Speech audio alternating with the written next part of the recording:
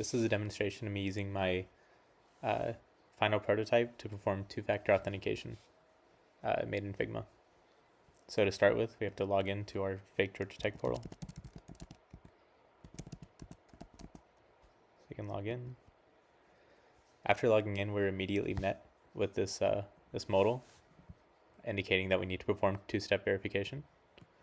To start out with, there's a large Georgia Tech logo to indicate that we are still in the context of Georgia Tech, and there's a big fingerprint. This fingerprint kind of indicates simplicity. For expert users, they're going to recognize that they need to scan their fingerprint, and that this fingerprint scan is associated with getting into Georgia Tech.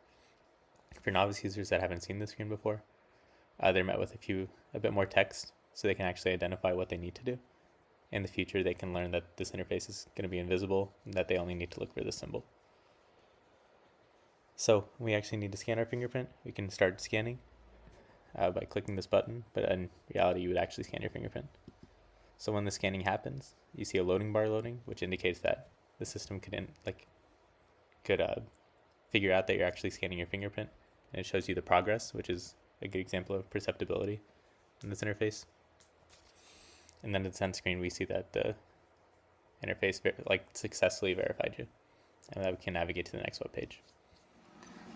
All right, now let's say that we're on a device that doesn't have a fingerprint scanner, like this one. The prototype tries to constrain the user to mainly use fingerprint so that it stays simple. It tries to kind of force the user into that direction.